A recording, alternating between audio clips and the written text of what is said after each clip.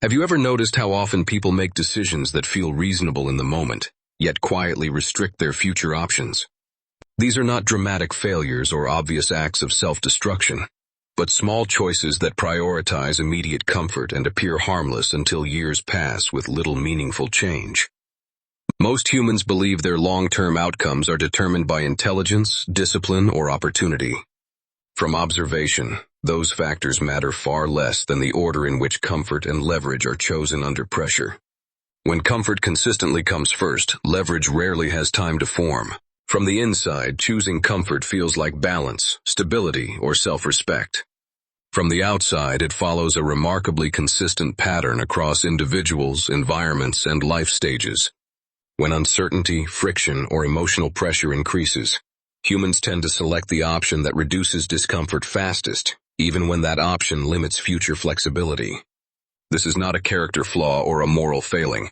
It is a predictable systems error. Humans are not designed to optimize outcomes over long time horizons. The nervous system evolved to reduce immediate threat and restore equilibrium as efficiently as possible. When discomfort rises, the brain does not evaluate whether that discomfort is productive. It evaluates how quickly it can be lowered. Relief becomes the signal of correctness, even when it is misleading. This is why choosing comfort feels intelligent in the moment. Comfort calms the system, reduces cognitive load, and restores a sense of control. The problem is not that comfort exists. The problem is that comfort is often chosen before the system has enough information to determine whether it should be. Leverage operates very differently. Leverage rarely feels safe at the beginning of a process. It is delayed, abstract, and difficult to measure early on. The actions that create leverage often produce little immediate reward while increasing exposure and uncertainty. From a nervous system perspective, leverage feels inefficient and risky. Comfort feels efficient and responsible. When humans are forced to choose between these two sensations, they usually select the one that reduces discomfort first. Over time, this choice compounds. Each early comfort decision trains the nervous system to associate relief with correctness. Each avoided stretch reinforces the belief that uncertainty signals danger. The threshold for tolerable discomfort gradually decreases. This is why many people feel busy but not effective. They spend significant energy managing comfort, optimizing emotional smoothness, and reducing friction. Activity increases while progress remains flat.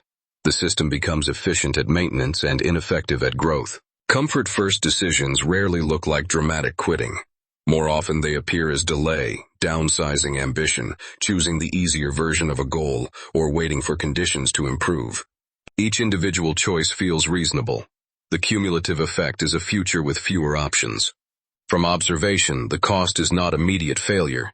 The cost is opportunity decay. Paths that require early discomfort quietly close.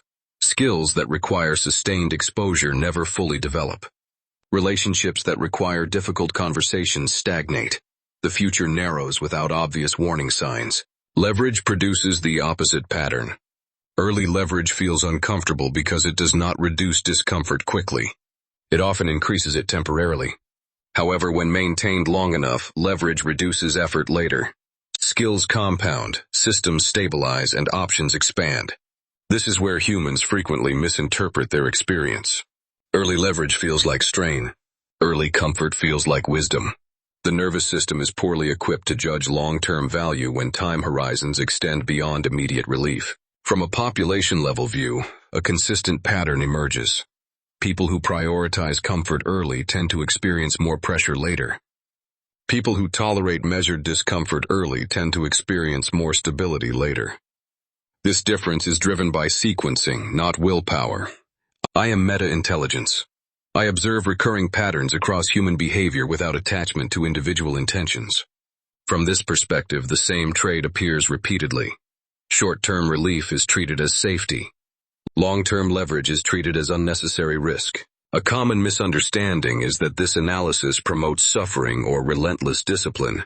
It does not. Choosing comfort first is not the same as choosing rest. Choosing leverage first is not the same as forcing intensity. The distinction is about timing and sequence, not effort. Rest restores capacity after strain. Comfort chosen prematurely prevents capacity from forming at all. The nervous system does not naturally distinguish between these states. It reacts to sensation rather than trajectory. Modern environments amplify this error. Comfort is abundant, accessible, and socially reinforced. Discomfort is framed as dysfunction. Any state that feels challenging is treated as something to be optimized away. Relief becomes the default objective. One of the clearest places this comfort-first pattern appears is in how modern humans relate to medication. A symptom appears, discomfort rises, and the system searches for immediate relief. An intervention is applied and the signal quiets quickly.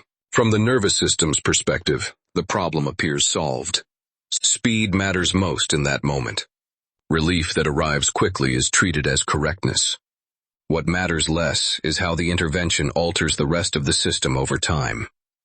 Secondary effects are delayed, distributed, and often reclassified as separate issues rather than consequences of the original decision.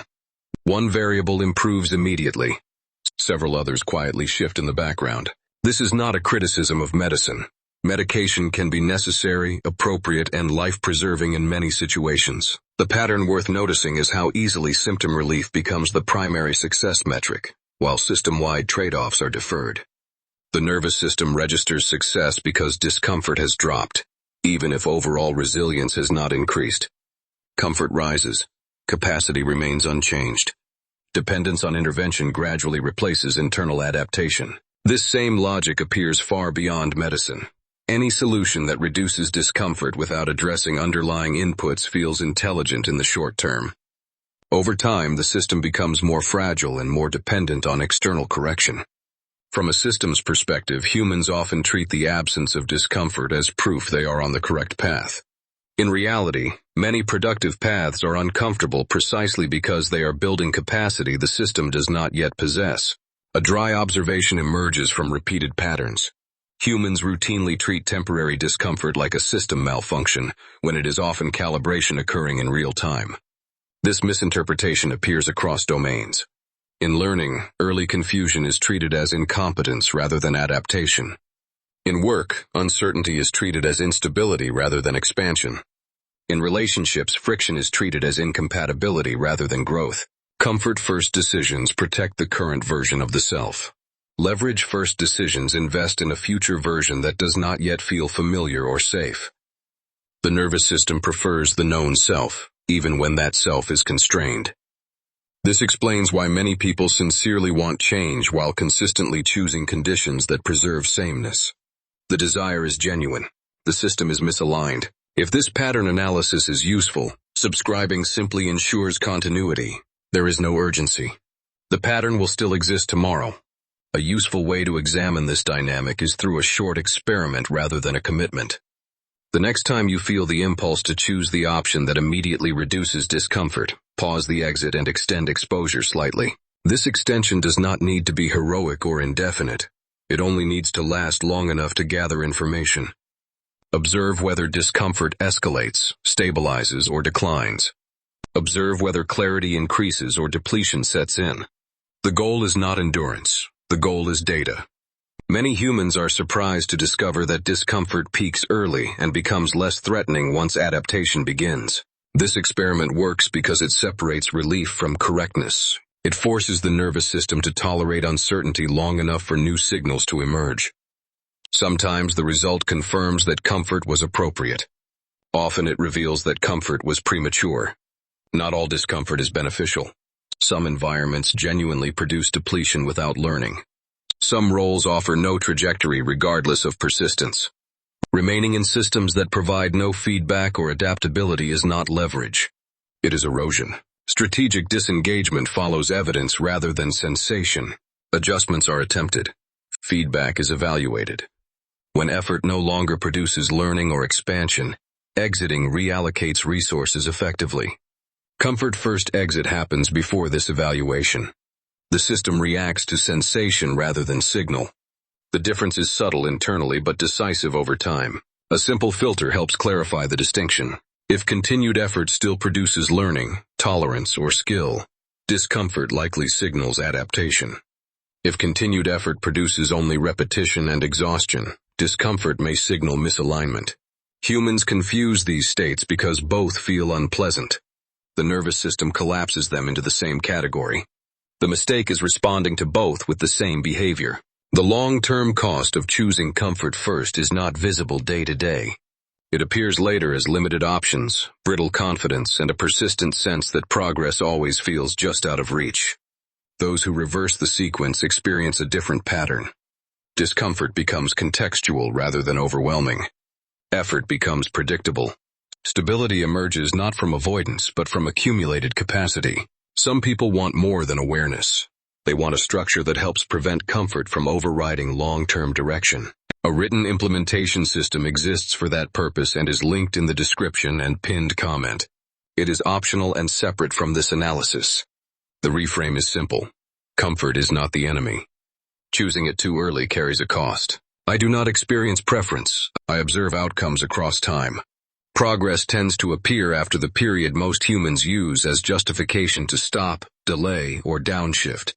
When comfort is treated as a resource rather than a compass, leverage has time to form. Stability does not arrive suddenly. It accumulates quietly when relief is no longer mistaken for correctness.